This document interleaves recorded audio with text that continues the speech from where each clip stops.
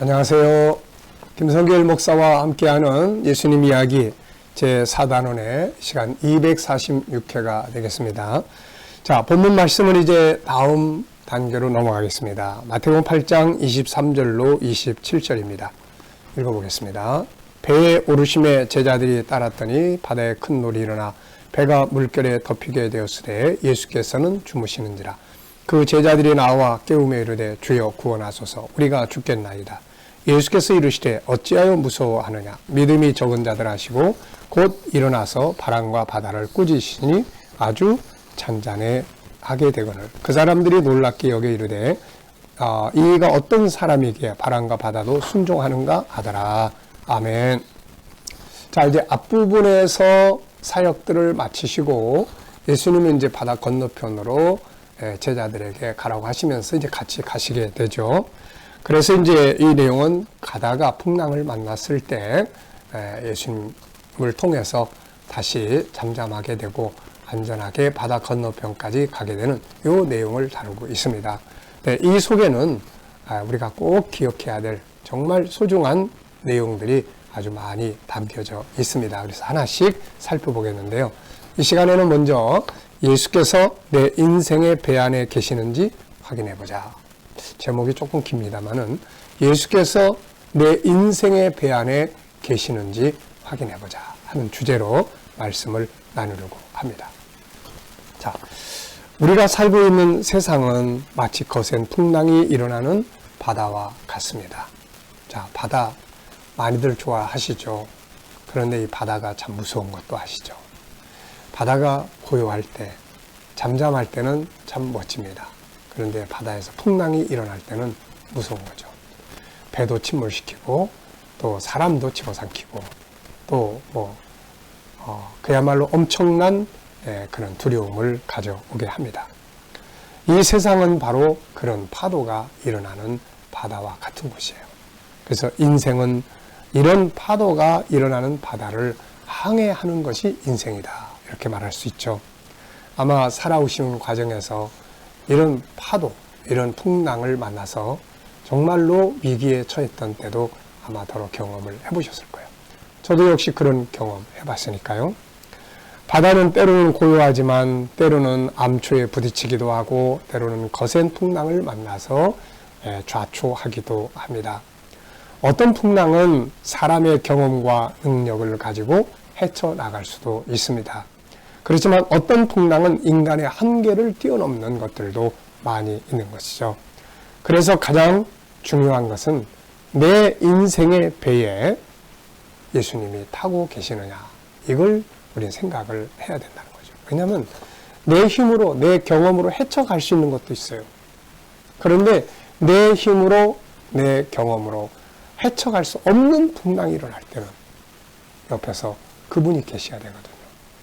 그분이 이 풍랑을 잠잠케 하실 수 있는 분이니까요.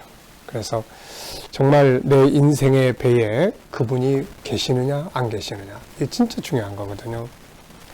자, 오늘 본문을 보면은 제자들이 배를 타고 바다를 지나가고 있을 때 큰 놀이 일어났다고 말합니다. 아주 큰 놀이 일어났어요. 풍랑이 일어난 거죠.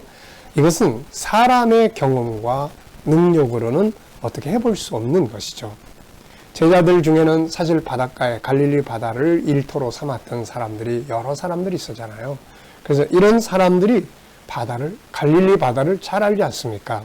그런데 이들 역시 거센 풍랑 앞에서는 하나 미미한 한갓 존재하는 미미한 존재들일 뿐입니다. 자, 그런데 이 막 출렁이는 배 안에서 물이 막 넘치고 이럴 때 고민하던 그들에게 다행히도 그 배에 예수께서 계셨다는 것이죠. 중요한 것은 바로 이것입니다. 그분이 그 배에 타고 있는 거죠. 그분이 타고 계시면 안심해도 됩니다. 왜냐하면 그분은 바람과 파도를 다스릴 수 있는 창조주시기 때문에 그런 것이죠. 여러분, 중요한 것이 무엇입니까? 내가 어떤 상황에 지금 있느냐, 내가 어느 곳에 있느냐 보다는 그곳에, 그 상황 속에 그분이 계시느냐가 중요한 것입니다. 우리가 요한복음 2장 1절 이하를 보면은 가나 혼인잔치 이야기가 나와요. 포도주가 떨어져서 잔치가 엉망이 될 상황에 처해 있었는데 다행히도 그 자리에 누가 계셨나요? 예수께서 계셨던 거죠. 물을 바꿔서 포도주로 만들 수 있는 그분이 그 집에 계신 거죠. 이게 얼마나 감사한 일이에요. 그래서 이 잔치를 했던 사람이 그 잔치하면서 예수님을 그 잔치 자리에 초청한 것은 최고로 잘한 일이 되었던 것입니다. 우리가 요한복음 11장에 보면은 나사로가 죽은 지 나흘이나 됐어요. 슬픔으로 꽉 채워져 있습니다. 근데 그곳에 예수께서 오셨잖아요. 그분이 같이 계시면서 죽은 나사로가 다시 살아나는 역사가 일어나지 않았습니까? 내 삶이 지금 어떠하냐? 또 그게 중요한 게 아니라 그분이 내 안에 계시느냐 안 계시느냐? 내가 지금 어디에 있느냐? 그거보다는 그분이 내가 있는 곳에 같이 계시느냐 안 계시느냐? 이게 진짜 중요한 것이거든요. 여러분, 우리가 노예로 팔려갔던 요셉 잘 알잖아요. 정말 하루아침에 부잣집 아들이 하루아침에 노예가 돼서 팔려갔으니까요. 근데 감사하게도 하나님이 같이 가신 거죠. 그래서 창세기 39장에 보면은 여호와께서 함께 하셨다. 하나님이 같이 계셨다. 이런 말씀들이 여러 번 나옵니다. 그게 중요한 거예요. 그게. 만약에 노예로 팔려갔는데 하나님이 안 계셔요. 나 혼자 그 노예의 풍랑을 헤쳐가야 되는데 요셉이 그거 해봤습니까? 한 번도 안 해본 거잖아요. 그런데 하나님이 그곳에 같이 계셨던 것이죠. 자, 풀무불 속에 다니엘의 세 친구가 들어갔습니다. 펄펄 끓는 불 속에 집어넣어졌으니 태워서 머리털도 다 타고 사람도 다 죽을 수밖에 없는데 멀쩡한 거예요. 왜? 그곳에 하나님의 아들이 같이 계셨기 때문이죠. 사자굴 속에 들어간 다니엘도 마찬가지예요. 사자굴 속에 들어갔으면 당연히 찢겨서 죽어야 되는데 다니엘은 아주 건강하게 있었죠. 이유가 뭡니까? 그분이 거기 계신 거죠. 그분이. 네. 자, 여러분, 나의 인생의 삶 속에 그분이 같이 계시느냐 안 계시느냐 한번 살펴보시기 바랍니다. 내 인생의 배가 출발하기 전에 그분이 타셨는가 확인을 해보는 게 제일 중요하죠. 우리가 살아가는 세상이라는 바다, 거센 풍랑이 일어나는 곳을 우리는 항해를 해야 되는데 이 항해 속에 나 혼자만 있다면 그것을 이길 수 없는 풍랑들을 만날 때 뒤집어질 수밖에 없고 위기가 될 수가 있게 되는 거죠. 나의 인생에 대해 그분이 계시는지 한 번쯤 둘러보고 확인해 보시기 바랍니다. 인생의 바다를 항해하기 전에 먼저 확인을 하고 계시지 않는다면 다 놔두고 먼저 그분을 초청하는 일을 해야 할 것입니다. 무엇을 시작하기 전에 그분이 이 프로젝트에, 이곳에, 이 여행길에 같이 계시는지를 한번 살펴보시기 바랍니다. 무엇을 하든지 먼저 그분을 모셔야 하는 것이죠. 뭘 하든지 그분을 모셔야 하는 것입니다.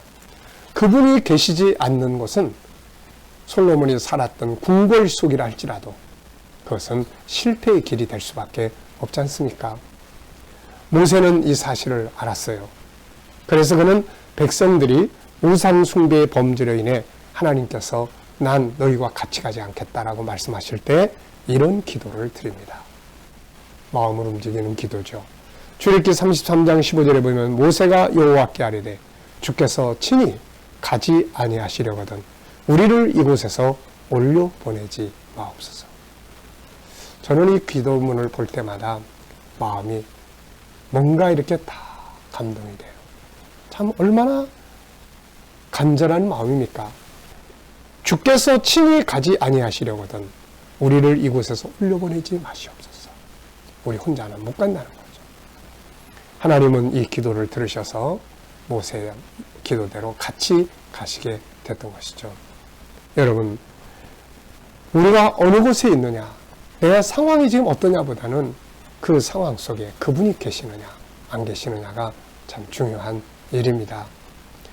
지금 잠시 멈추고 내 인생의 배에 내 상황 속에 그분이 계시는지 한 번쯤 확인해 보시고 계시지 않는다면 앞으로 진행하지 말고 멈춰서서 그분이 나와 함께 가시는 확실성을 가질 수 있도록 먼저 해보시기 바랍니다.